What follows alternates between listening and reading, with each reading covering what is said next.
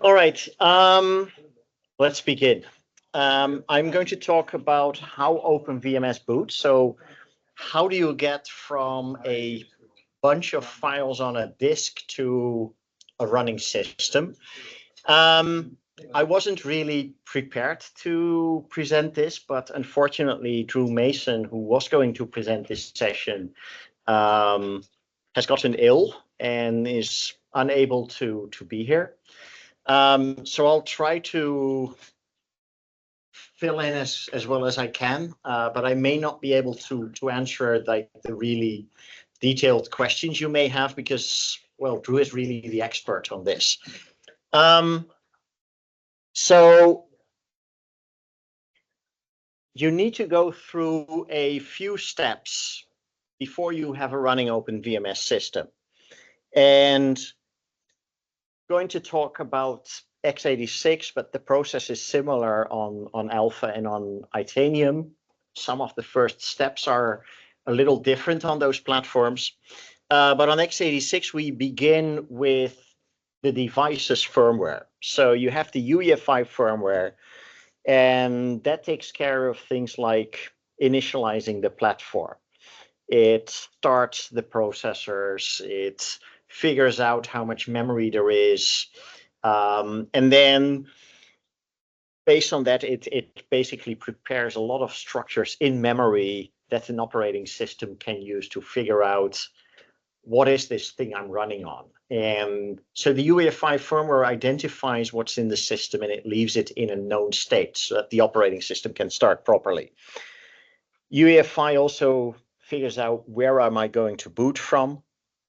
It provides an interface called the boot services. So the UEFI firmware, unlike like the BIOS that we knew on earlier x86 system, UEFI firmware is an operating system in itself, much the way the SRM firmware on Alpha was. And the UEFI firmware provides runtime services to applications that are written to run on top of the UEFI firmware. If you wanted, you could write a game that runs on top of the UEFI firmware, and you would boot your operating system and without ever loading an operating system, run your game that runs on UEFI. I don't know why you would do that. It would be a waste of the hardware, I think, but you could. So it provides the boot services. It also provides runtime services. These are functions in the firmware that an operating system can call even after it has booted. And from the UEFI firmware, first time you need to do it manually, but after that you like set it up so it does it automatically. The UEFI will start the VMS boot manager. So the VMS boot manager, as far as UEFI is concerned, is just an application that runs on top of the UEFI firmware. What the boot manager does is it starts figuring out things that it can learn from the UEFI boot services. So it starts asking UEFI what devices are available to me. Are any of those devices disks?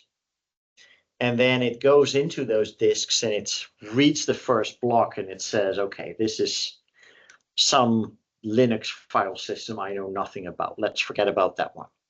This disk looks like Windows. Let's forget about that. This disk. Oh, it's got a Files 11 file system on it. And it's got a valid boot block. This is a device I could boot from.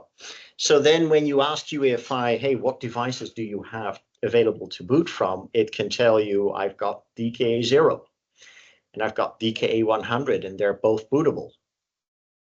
The boot manager then starts setting things up to run OpenVMS. It starts preparing CPUs. basically you continue running on the primary CPU. The secondary CPUs are all put into sort of like a waiting state, waiting for a flag to be set when the real operating system later wants those secondary CPUs to start again. And then we leave them there. The boot manager also figures out what parts of physical memory are occupied by things like the UEFI firmware, so that OpenVMS doesn't step on those so that you can keep using those runtime services. It looks at the disks that you're trying to boot from once you issue the boot command, and it figures out on that disk where is the memory disk that needs to be loaded into memory for VMS to boot from. And then on that memory disk, where do I find the sysboot executable? It then loads that memory disk into memory and loads sysboot from the memory disk again into memory. It was already in memory, but in disk form. Now it loads it into memory in a place of its own, and it just jumps to the entry point of sysboot. So now the sysboot.exe that was on the memory disk, that was stored on the system disk, is in memory, and the code that it consists of is running. So sysboot starts by figuring out what are the clock devices that are available on the system. Do I have a high performance interrupt timer? Or do I have a local epic timer that I can use? What is the most reliable clock source I can find so that OpenVMS can keep track of what time it is? It then starts setting up the structures to have virtual memory. It allocates physical memory for some of the control structures that VMS needs. And then once it's done that, it starts loading device drivers based on what hardware is in the system. It starts loading execlets for RMS, security, I/O, all the different bits and pieces that make up the kernel of OpenVMS. And once it's done those parts, it transfers control to execinit, which is the next step in booting a VMS system. So execinit knows how to do more things that sysboot doesn't know how to do. So it starts loading more drivers and some more execlets. It initializes VMS's I/O database and connects that database to the devices that are needed by OpenVMS. And in execinit is where the secondary CPUs that were placed in this sort of like waiting pattern by the boot manager get released and start to join the working set. Then we go into sysinit, the next step. And sysinit, and every time we go to like a new one of these steps, we're in an environment that looks more and more and more like the VMS environment that the runtime environment is. So sysinit creates the logical name tables that we need in VMS. And then it goes into the swapper. And the swapper is the first process where we lower IPL below 31, start taking interrupts. The swapper then, or sysinit, then mounts the system disk. And if we're running in a cluster or if we're using host-based volume shadowing, sysinit enables that at this point. And at that point, we're basically ready to go. We have a running VMS system. The only thing missing is processes other than the swapper. So the swapper creates the startup process. We go off. the startup process, complete system initialization. It then starts calling the VMS startup commands using DCL. So this is the first time we're running any DCL code. And of course, as part of running the system startup commands, your own startup commands get run, where you can do things like create queues. Yeah. Before this custom boot manager is basically a UEFI Yes. application. Yeah. So it's on every UEFI partition, I suppose. Well, it's on our UEFI partitions. Yeah, I mean, probably on every disk that is bootable. On every disk that's bootable. Yes, it is. Yeah. Sorry. But you don't necessarily need to boot VMS from the same disk from which you've loaded the boot manager. Yes. And then, of course, the startup process, when that's done, then you finally get a login prompt. So why are there so many phases or steps to going from running the firmware to a running operating system? Well, every phase is a different environment. The UEFI environment, so where we start running the boot manager, we have physical addressing, and the UEFI starts in x86 real mode. This is like the really old-fashioned x86 before 64-bit environment. When the boot manager runs, it runs as a UEFI application that has all these UEFI services available to it. And UEFI has switched us into 64-bit physical addressing. So we use 64-bit addressing, but the translation from physical to virtual is one-on-one. So if the physical address is 20,000, or the virtual address is 20,000, then the physical address is also 20,000. That means you can't really do the kind of, you don't have virtual memory yet, is what it means. Boot manager sets up like the first VMS-like things. And then when it invokes sysboot, we already have a concept of being at an IPL. So we are at IPL 31, interrupts are disabled. Virtual memory is still the same as physical memory. But sysboot is the part that then starts to enable virtual memory. And it makes these mappings from virtual memory to physical memory, also for these UEFI provided services that we can use during the runtime. In exec-init, we are no longer running in physical memory. We are now running in virtual memory. So the execlets were loaded by sysboot. The execlets that sysboot needed have been loaded into physical memory, and then sysboot has mapped them into virtual memory pretty much by hand, because there's no memory management services of any kind running yet. But now that we're in exec-init, we've switched on the bit that says, hey, do the memory translation, and here are your page tables. We only have one set of page tables here, only for kernel mode. We cannot switch to anything other than kernel mode yet at this point.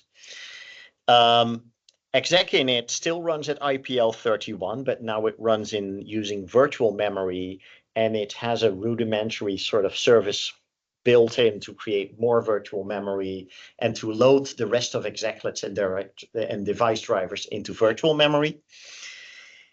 And then we go to sysinit, and this is like, by this time, we're really in a VMS-like context. We are at a low IPL. We've got a process to swapper. We can take page faults. If a page fault happens, we have the code there to handle it and the structure set up so that we can figure out what do we need to do. And then, of course, the startup process, that's the first time when we're running under the control of DCL.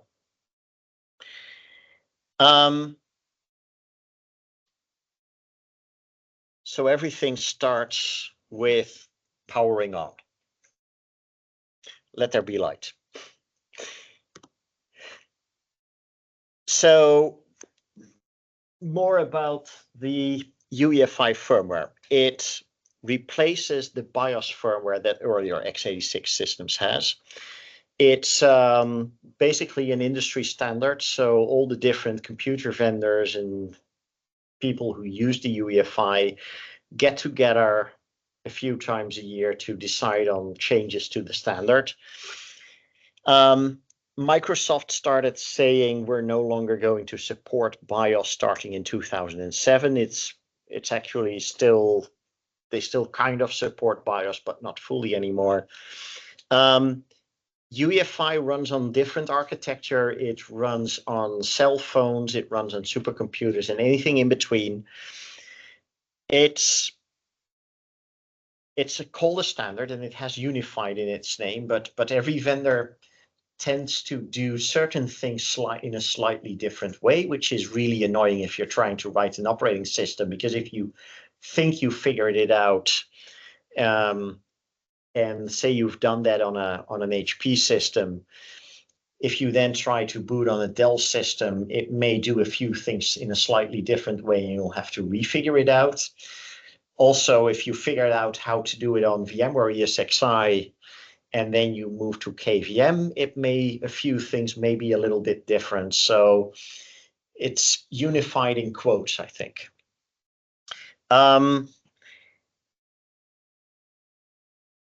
UEFI firmware supports a GUI, and it supports the keyboard, it supports the mouse, so you can actually click a boot button. That's the last use you'll ever make of a mouse running OpenVMS on x86. And UEFI can work with something called Secure Boot. It's a feature that we're working on for OpenVMS, and basically the idea there is that you have a key that you use to sign the software that UEFI loads. In our case, the boot manager, and that key is kept by the UEFI consortium, and the firmware, the UEFI firmware, knows to verify whether or not software is signed with this key. So the process would be, once we support Secure Boot, that we send our boot manager executable to the UEFI people. They verify that it doesn't do anything malicious like install a keylogger or something like that. And then they stamp it with their signature and we get it back.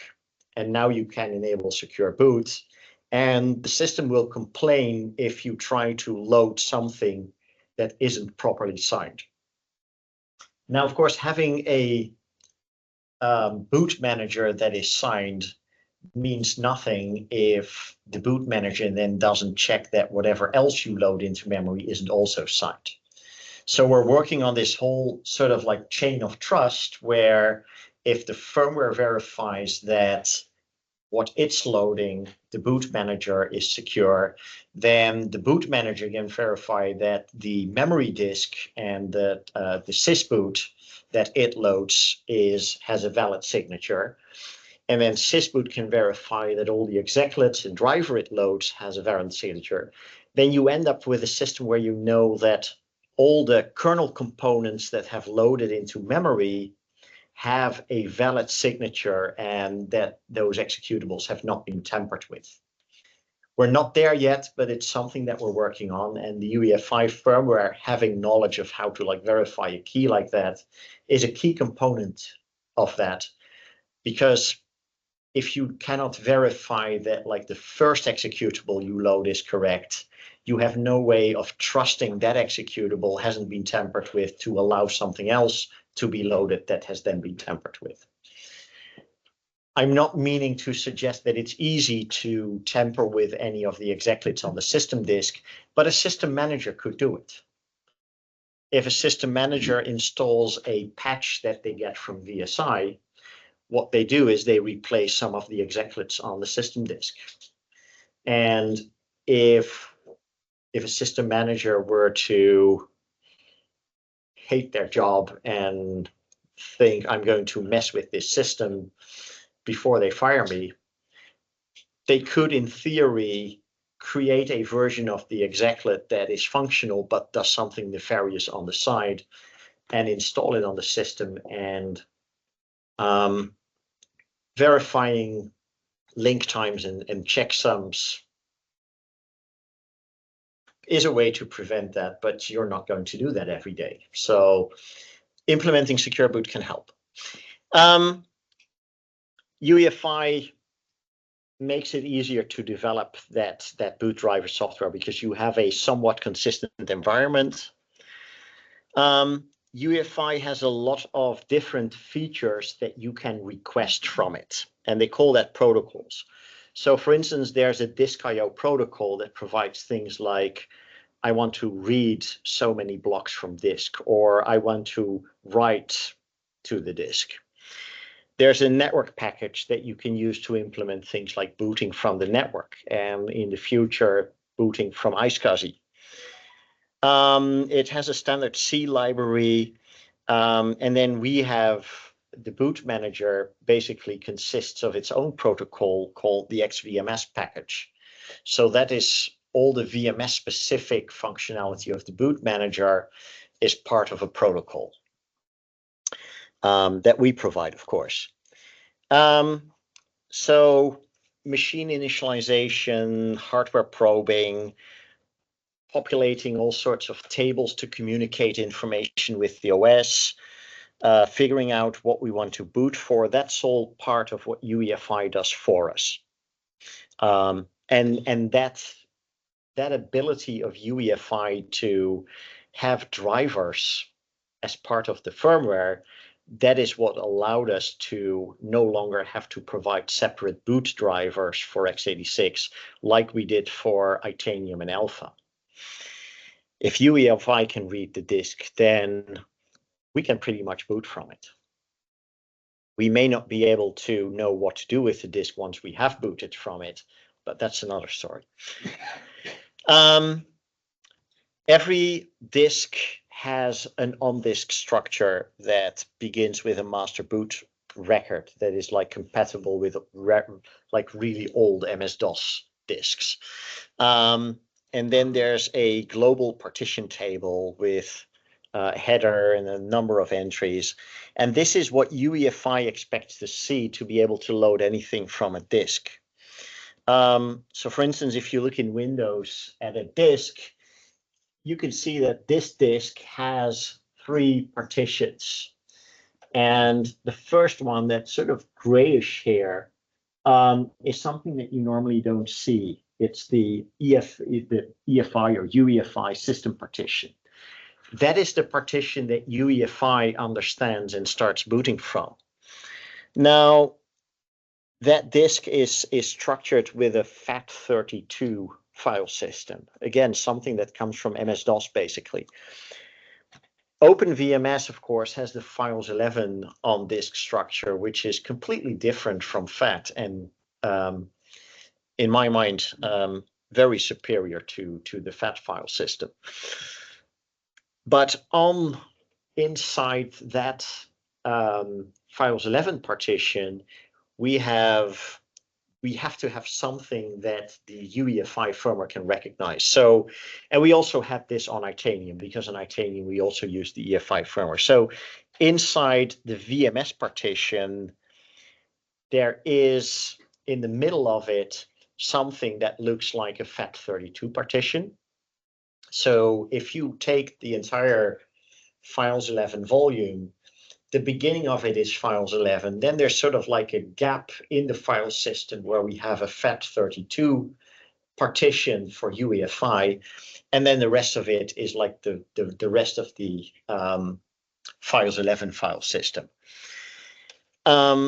The reason that it's in this gap and not like all the way at the end of it is that the FAT32 partition needs to be pretty close to the start of the disk because of some of the limitations in the UEFI protocol to talk to that file system. So UEFI can see that FAT32 file system and it can read that. And the only thing it really needs to find there is the boot manager. The boot manager lives in a path EFI VMS boot manager.EFI. The firmware starts looking at EFI boot x64.EFI. So I believe, but this is something that Drew knows better and Gary really knows it. So I believe we have like a boot x64.EFI, which is kind of like an alias for that VMS boot manager image. And this way, you don't have to manually say, this is the file I want you to boot from. UEFI just finds this default files and then will load it by default. And then when it loads that, it transfers control to the boot manager. So the EFI partition, since that is the only thing that we can really work with as long as we're like running inside this UEFI firmware, we need to put some information in there that makes it possible to load the rest of the system. So the UEFI firmware itself can find the boot manager just like that, no problem. It just uses the FAT32 file system for that. But our memory disk, where we have all our execlets and drivers and everything else we need to load, as well as sysboot itself, that lives in the files 11 part of the disk. So we have a restriction that that memory disk cannot consist of too many file segments.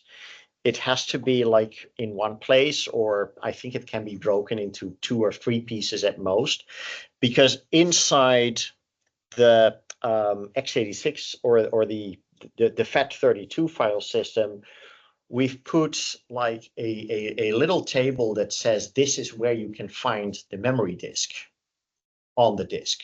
So it provides the disk block and how many blocks, where to find the memory disk, so that the boot manager can load that memory disk into memory and then search it for sysboot.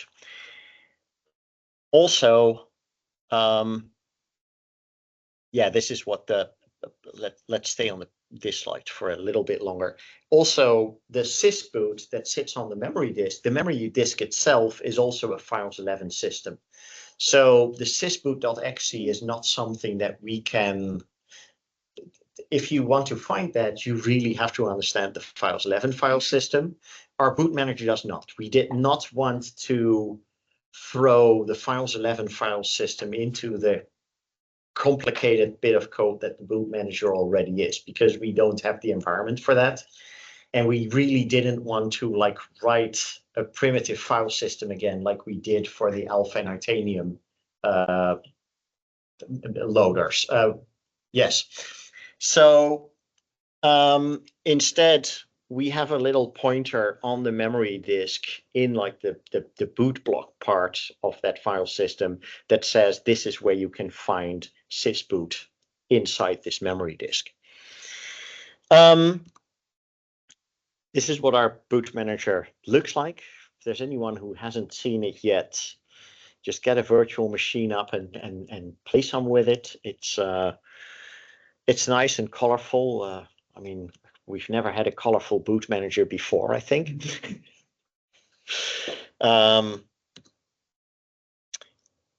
Maybe it's not everyone's taste, but oh well. You'll only see it during booting. Once VMS is up and running, it's gone. The boot manager started its life not as a boot manager, but as a diagnostic tool, because we were completely new to running on this architecture, and So you don't have anything running yet, but you want to learn as much as you can. What do these tables that describe how the system looks like look? So we built a lot of things into the boot manager to examine things like that. So there's a whole bunch of commands in the boot manager that no ordinary user would ever touch, but that allow you to do things like dump all the ACPI tables to the screen so that you can figure out what does that look like. And this really helped us figure out how this platform works. So inside the boot manager, there are 87 different commands, and there are 7 different ways in which you can start booting the system. Some of them were only used during development. Like early in development, we couldn't really have a good way to write something to a disk and then boot from that. So we'd have to boot from basically another memory disk that we loaded over the network from, of all things, an HTTP server, because that was the easiest way for us to populate something that we could boot from as developers. I think I need to go through it a little bit fast because otherwise we'll never reach the end of the presentation. But anyway, the boot manager it provides all these things. It can interpret the command line arguments, and of course you can finally give the boot command. I've talked about clock sources. It creates the device list and it maps the device names, the FS or BLK0 device that you see in UEFI, to something more recognizable to VMS like DKA200. It brings the secondary CPUs online. Okay, I've already told all this. You can tell I'm not that familiar with these slides because I've already told some things that we have slides for here.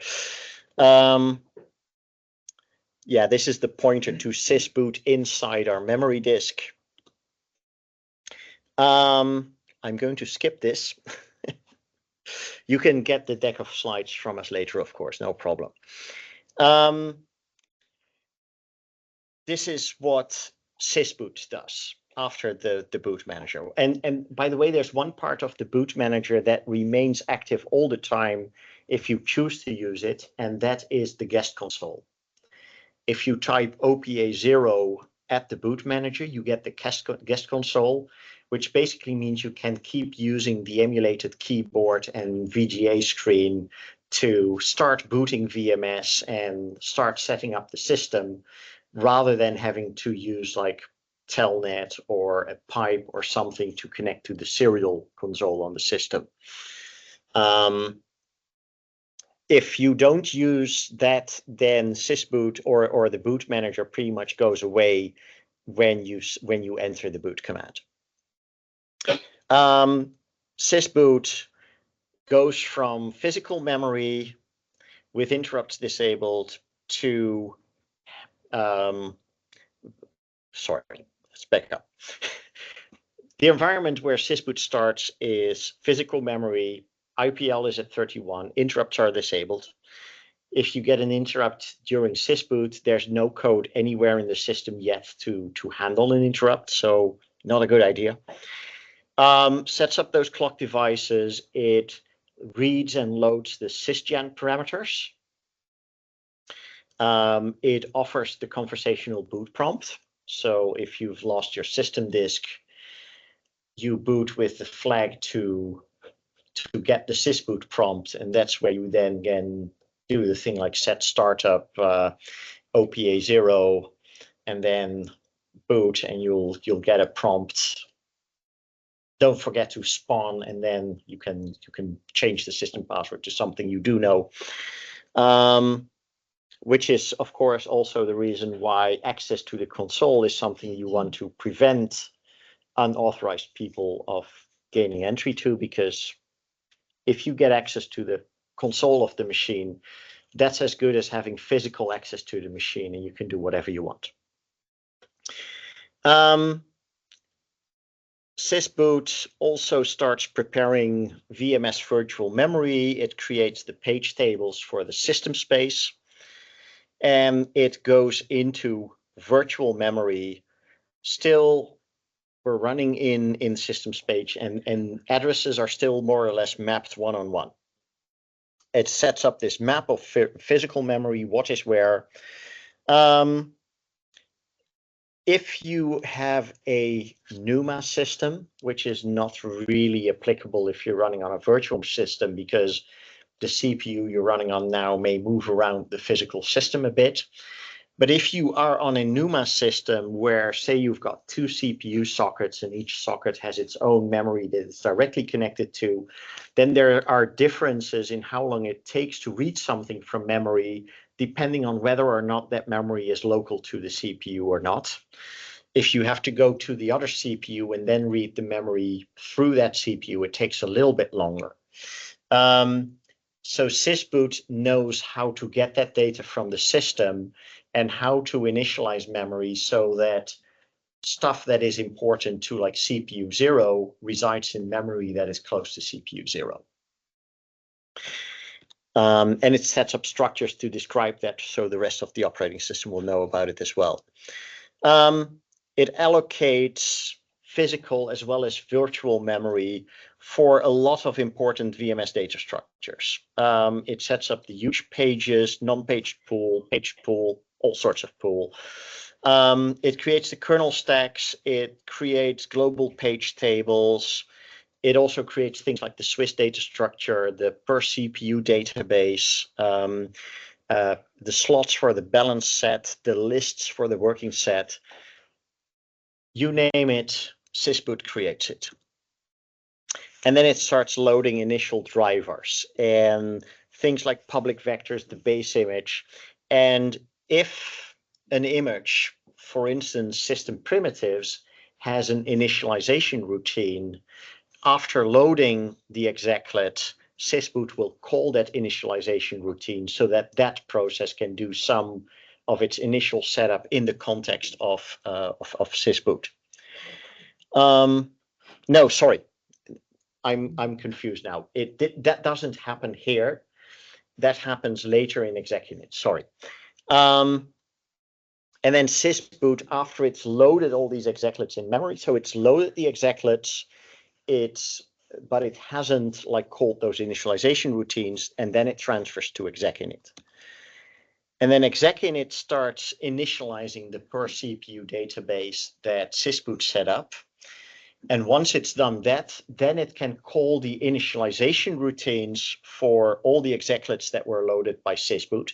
So this is when the system really starts to come alive. So for instance, sysboot has loaded RMS, and then in execinit, the RMS initialization routine gets called, and RMS starts putting together its own databases that it will then use throughout the life of the system. Execinit has a very important task. It displays the banner. It says, I'm OpenVMS version 9.2-3 running on an x86 system. Just so you know what operating system it is you are running. It initializes the page database. It sets up the page lists for 0 pages, 3 pages, modified pages. It loads more drivers and execlets, including those for clustering and for shadowing, and enables clusters and shadowing if needed. Calls the init routines, of course, for all those routines it loads. Initializes the IO database, sets up interrupt vectors. It connects drivers and devices. It starts all the other CPUs in the system, the one that you're not booting from. It initializes paging. We have no swapping, no swap files on x86. We decided to get rid of swapping. Memory is not is not as precious on x86 as it was on the VAX. And if you do have a system that uses more memory than the physical memory you have available, paging is a much more pleasant mechanism than swapping out entire processes. it sets up important logical names like sys$sysdevice. Log manager gets initialized here. We start creating the sysinit process here. We lower IPL for the first time, and then we jump to the scheduler to initialize the scheduler. And that takes us into sysinit. So sysinit starts in a scheduler entry point where it initializes the swapper. And the swapper then finishes creating sysinit, and sysinit is the first process that runs on the system. And then the sysinit runs under the control of the scheduler. It's only got one process at this time and the swapper, so there's not much to schedule. But this is the first thing we have something that's beginning to look like a regular VMS process running. It's still in a somewhat weird environment though. So there's some things there that look a little bit different about the sysinit process that doesn't quite look like a normal, say, user process. We set system time. We finish initializing the cluster if you're part of a cluster. There are more system logical names that we create now, just because it's easier to do here now that we have more of a running system. And then sysinit creates the startup process that will eventually run login out.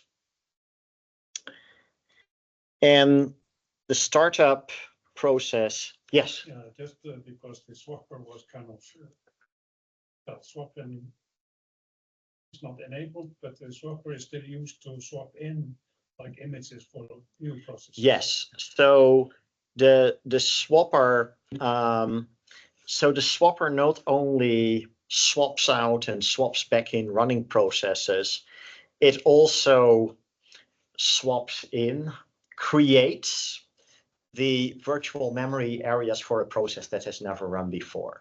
So things like the image activator are called from the swapper to create a new process and populate it with everything that's needed to start that process. So that's why we still have a swapper, even though it doesn't do any swapping anymore. It only does the initial like in swapping of a process that isn't there yet. And also, if you have a process that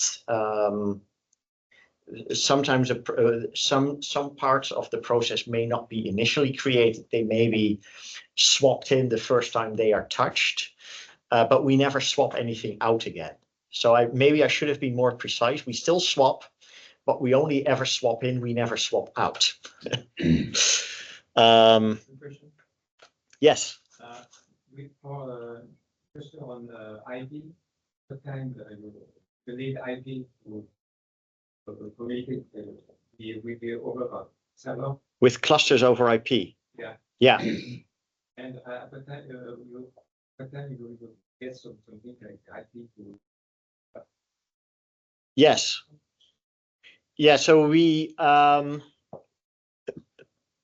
not really my area of expertise. But there are some execlets that are not part of the operating system, but that are part of the TCP/IP stack that normally get loaded when you run TCP/IP $startup.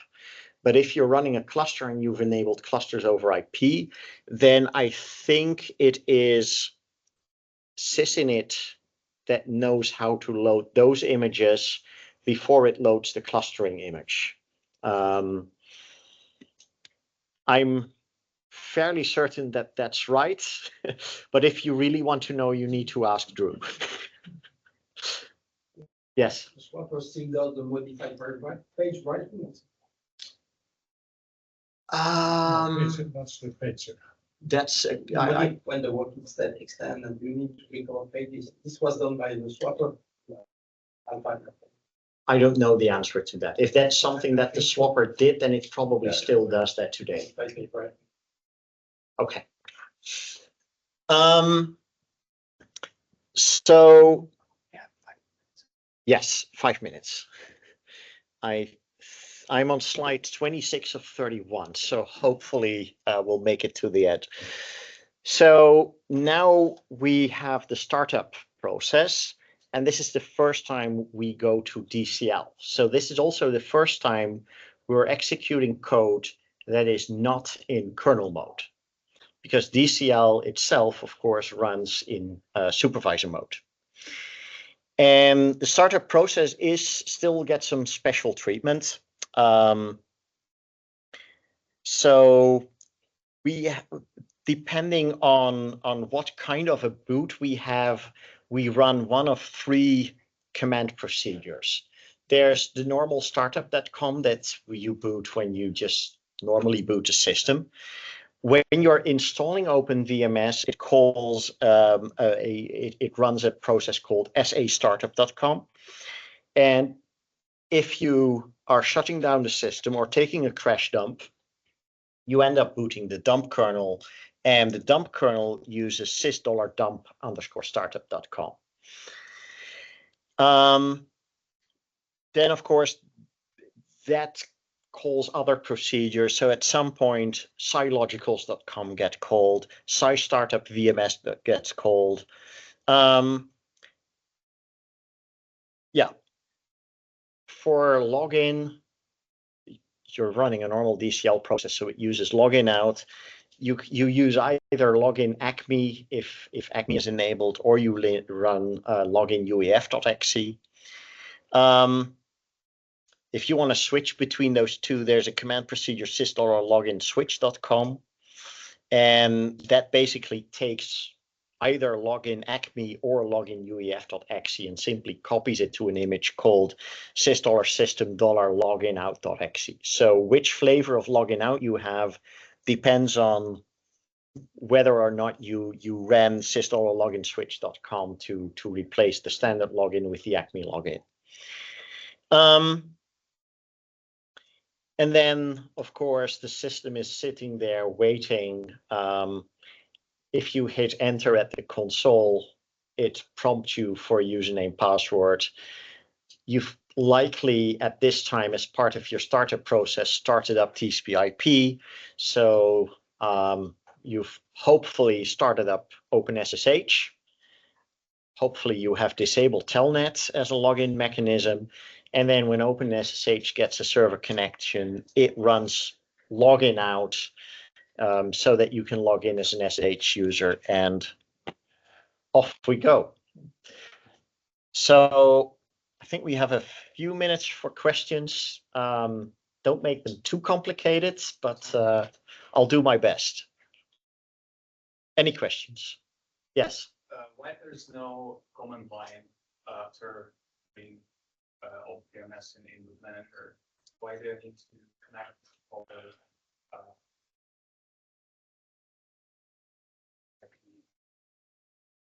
You mean using the serial port or? Yeah.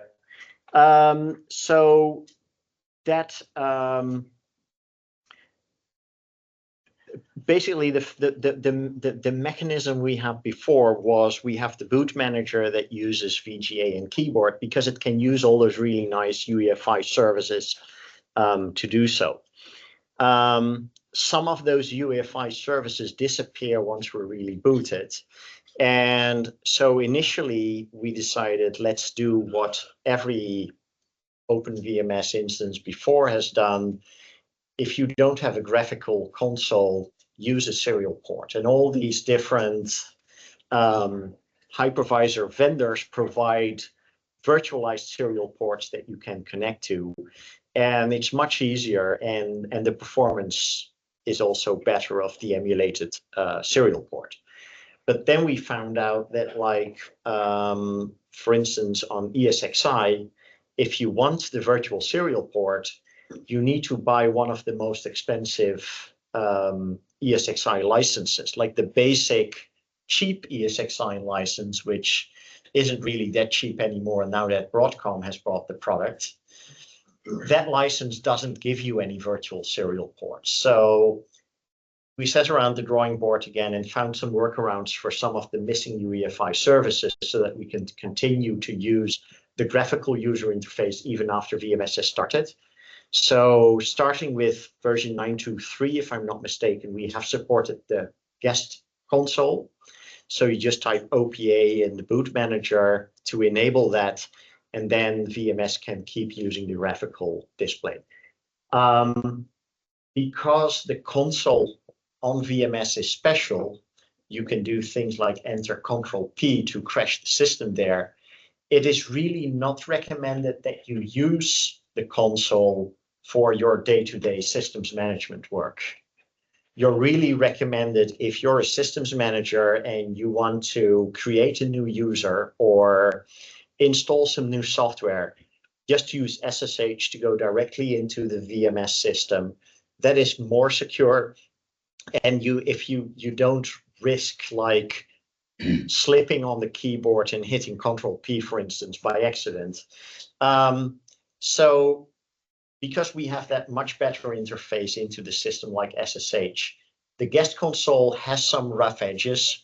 Sometimes you run an editor on it and it loses track of where the cursor is and it messes up your screen. We are aware of that. If it's something we can easily fix, we may fix it. But if it's not, then the guest console isn't really meant to be used for a lot of work like that. So it's never going to be really perfect. Yeah. Can you enter IPC from the console? How do you do that on x86? I think when you hit Control-P, you get a little menu. Yeah. Where you can then like enter IPC from there. Okay. I think, yeah, you get the menu where you can crash the system or adjust quorum, things like that. And the council mic verification.